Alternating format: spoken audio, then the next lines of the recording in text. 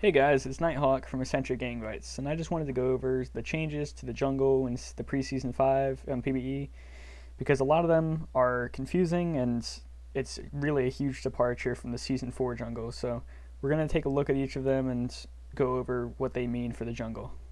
Right off the bat, we can see one of the largest changes being a new jungle camp called Scuttle Crab. It spawns at the top and bottom of the river next to Baron and Dragon and kind of just runs back and forth up and down the river. It's not hostile, so it doesn't attack you, but it is pretty tanky, especially later in the game. Killing it grants a speed shrine in the river that provides vision and out-of-combat movement speed for those who cross it.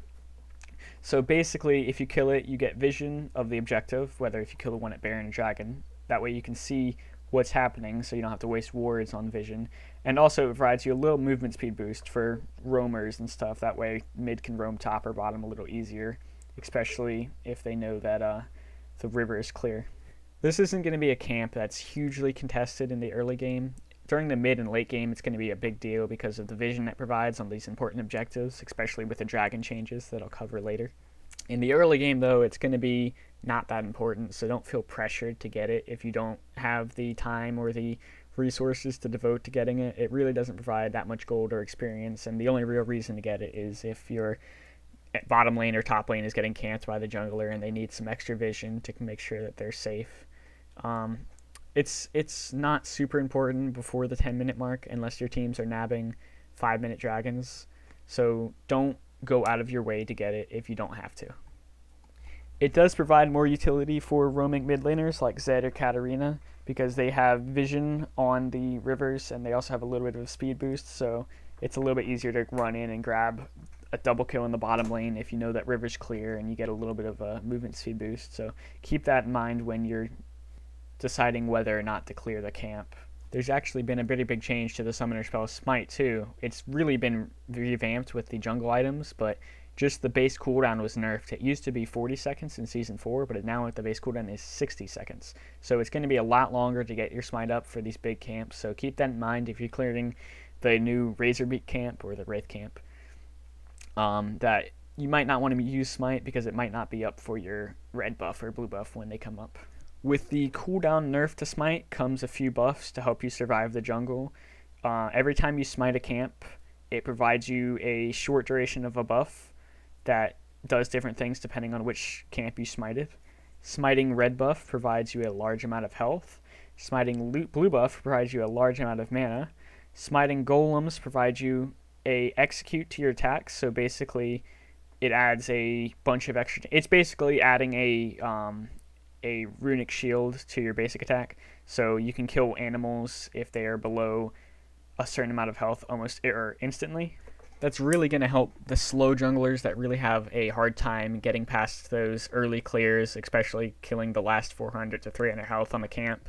It's going to make it a lot easier to get those last hits on the golems and stuff like that.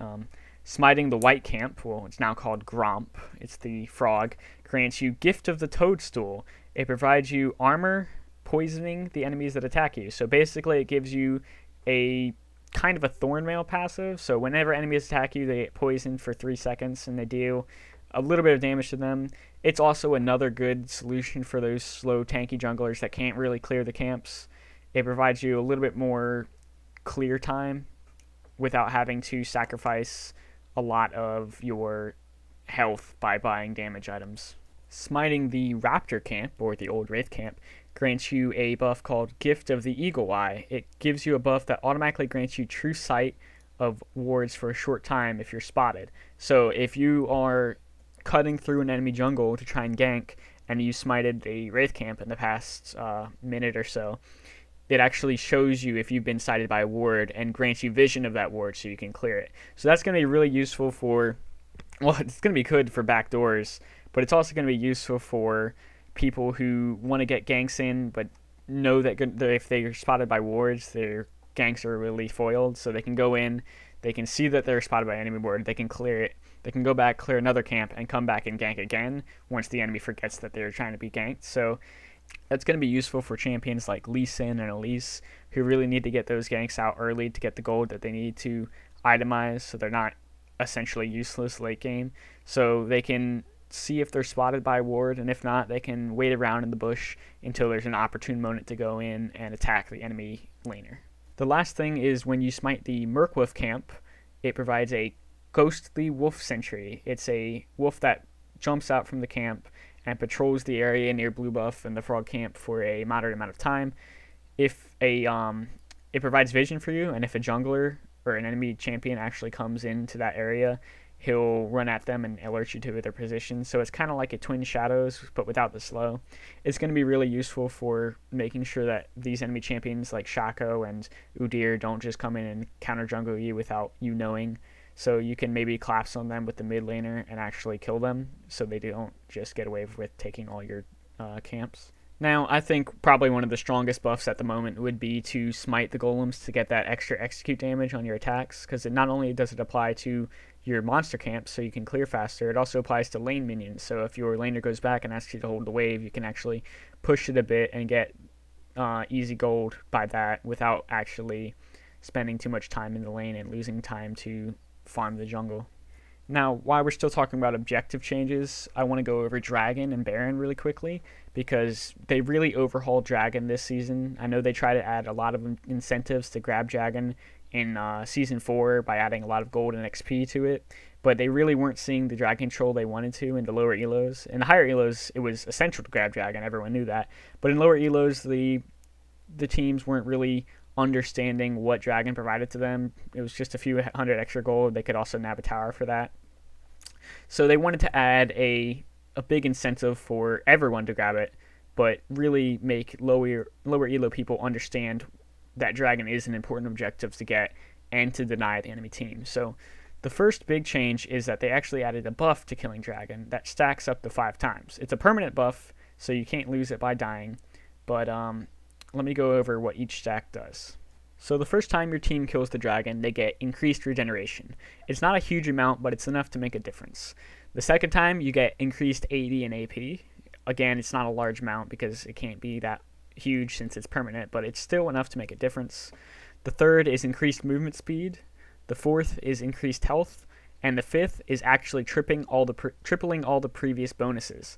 So those small buffs that you get from the past 4 dragon kills triple, so they're actually worth a lot more. So this is going to be really key in having these teams fight over dragon a lot more than they are now.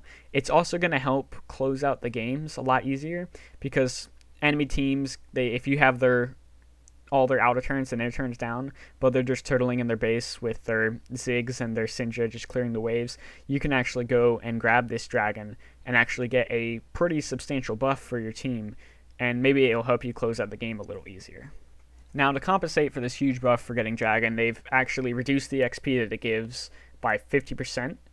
It also no longer grants global gold, so only the people in the dragon area who are attacking dragon get the gold, so it's not going to be one of those objectives that your jungler can solo and grant the team 500 extra gold by just grabbing it when nobody is looking.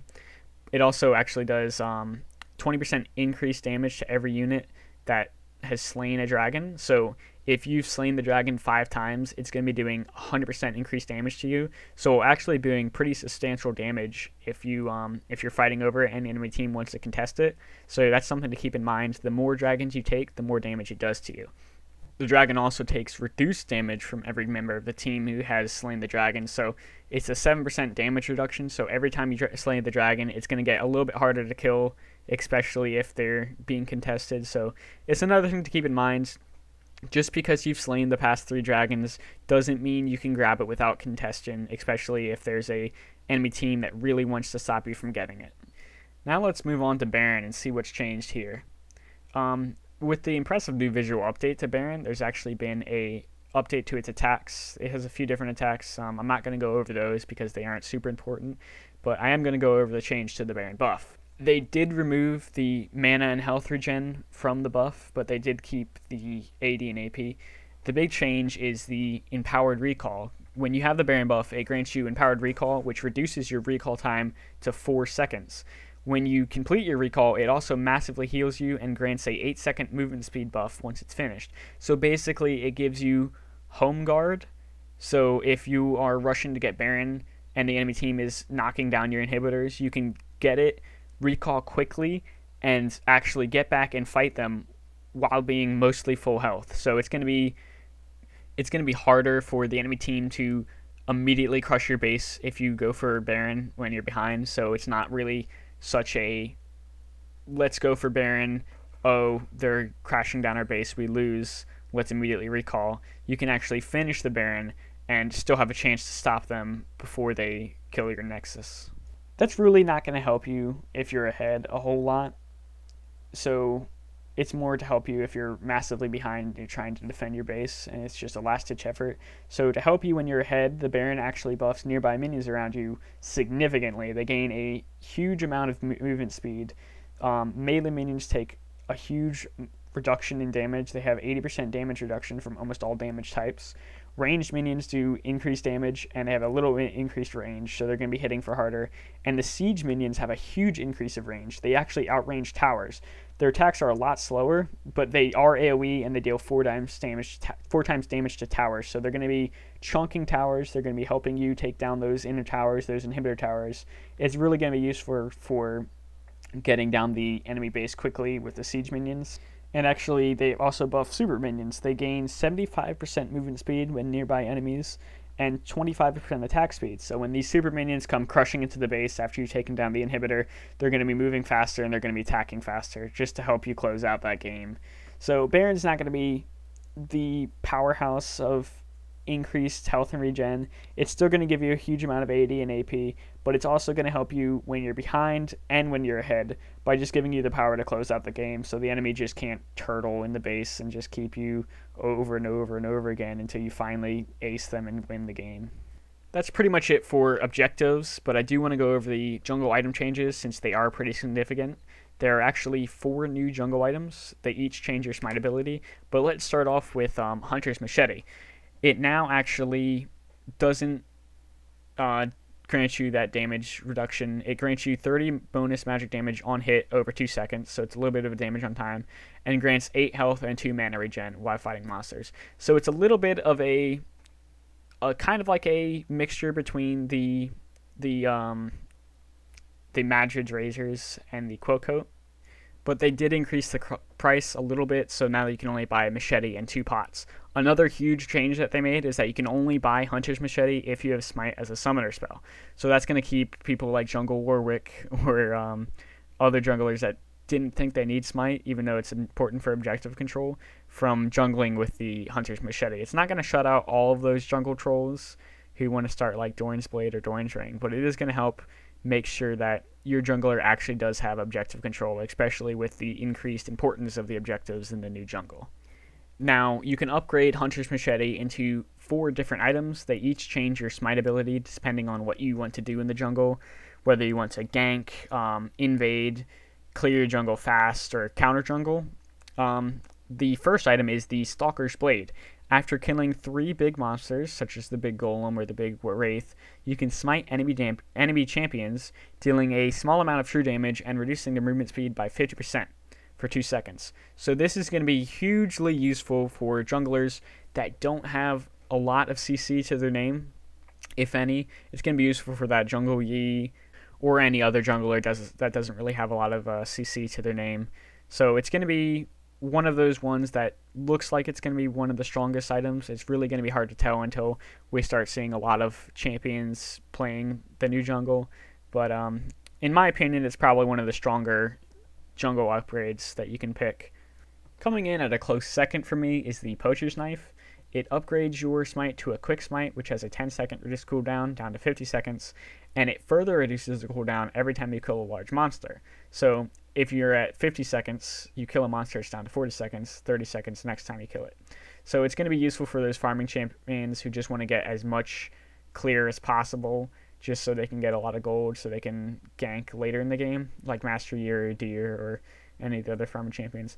But it's also useful for counter junglers like Shaco and Nunu, because every time you kill a enemy jungle camp, every time you smite an enemy jungle camp, it actually grants 50% bonus gold. So it's going to be useful for a lot of those people who want to just make their enemy jungler miserable and just steal all their camps, and it actually benefits you for doing that instead of just not benefiting the enemy jungler.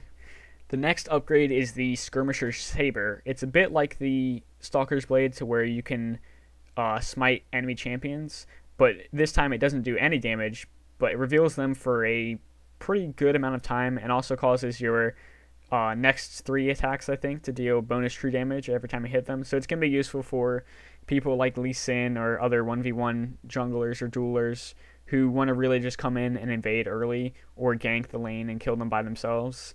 I don't see myself grabbing this most of the time, just because it doesn't provide you a lot of utility if you're farming, and I'm one of the guys who just likes to farm a lot and gank maybe later in the game.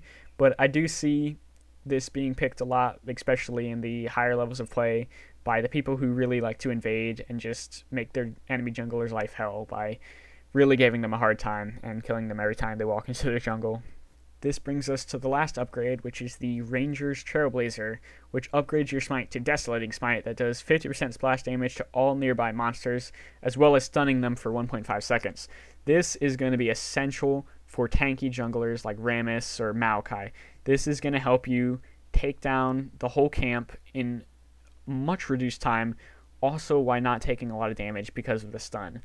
I would imagine this would be almost 100% of the time picked on junglers, like I said, Maokai or Rammus or any of the other really tanky junglers that have a hard time clearing their jungle camps, because it's just so useful. It's basically the new Quill Coat. It's going to be essential for the tanky junglers who can't really clear them. Not really seeing a whole lot of use on fast clear speed junglers. I mean, I can imagine it exponentially increases the clear speed, but they just get so much more out of the other upgrades that you won't really see this being picked on non-tanky junglers. Now, each of these items can actually be upgraded a third time with an enchantment, sort of like the Boots enchantment. Now, there actually are 4 enchantments that you can choose from. The first one is Enchantment Warrior. This grants extra AD and lifesteal. So this is basically the Spirit of the Elder Lizard. You're going to be seeing this on most of the jungle champions, Lee Sin, Kha'Zix, people like that. It's basically the go-to for the heavy AD junglers that you see, maybe Wukong. The second one is Enchantment Magus. It grants you AP and CDR, so kind of like the Spirit of the Spectral Wraith. This is going to be played on champions like Diana or Fiddlesticks or Nunu maybe even. The third one is Enchantment Juggernaut. This is the Spirit of the Spectral Golem of the new items. It grants you health, CDR, and movement speed. So this is going to be useful for Maokai, maybe for Nunu if you want to go more tanky, Rammus and stuff like that. It's going to be probably pretty useful for these tanky junglers. Even if you are an AD jungler, you might want to pick this just because it is a lot more useful to get health in the current meta, just because health is probably one of the best stats. And the last one, and most exciting for me, is Enchantment Slayer, which grants you attack speed, cooldown reduction, and a buff that actually grants you more attack speed. It's an attack speed buff that is comparable to Jax's passive, or the passive on Wit's End. Basically, every time you attack, you gain a small, I think it's 6% speed buff that stacks up to 5 times. So that's going to be really useful for our champions like Jungle Jax and Master Yi and Udyr. It's going to be kind of cool to see which champions itemize which, because like I said, just because you chose one of the upgrades like Stalker's Blade, Poacher's Blade, or any of those, doesn't mean you're limited to one enchantment. So you can really choose any of these that you wish and sort of mix and match your playstyle depending on which one you choose.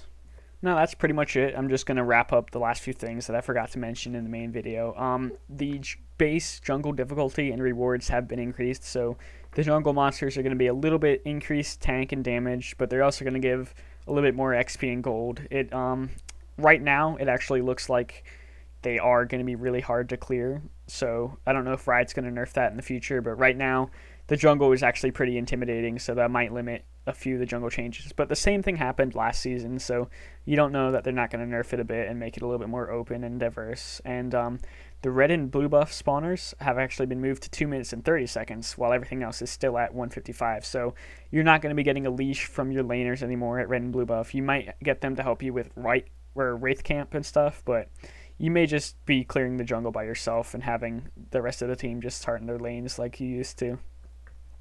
one last thing that I forgot to mention is there's actually been a little health relic added to the top of the river and the bottom of the river. So imagine the ARM health relics. They provide you health and a little bit of movement speed, no mana as of yet.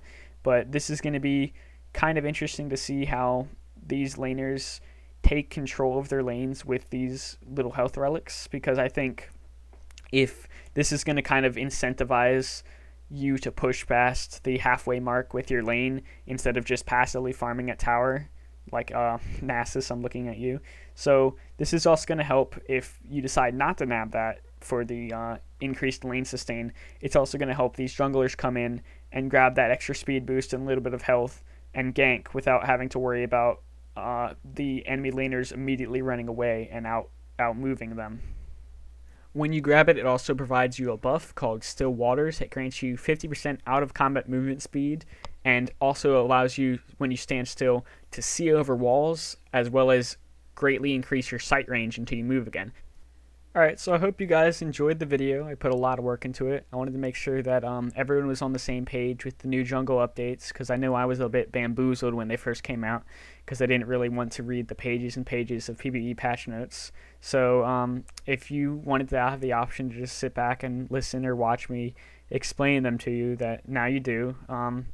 I was considering making one for the changes for everything in the preseason, but I wanted to focus on the jungle changes because that's where I'm most experienced. If you are interested in me making a video explaining the changes in the rest of the preseason, such as the changes to towers and stuff like that, just leave me a comment in either the Reddit thread or the YouTube thread. I'll try to get back to you to either answer in the thread itself or put together a list of questions that I can answer in an upcoming video if you guys want me to. Any feedback that you guys have is wanted. I'm really trying to improve my video production for you guys, so just leave me a comment on whatever you think I can improve on or change the style of, and hope you guys enjoyed it.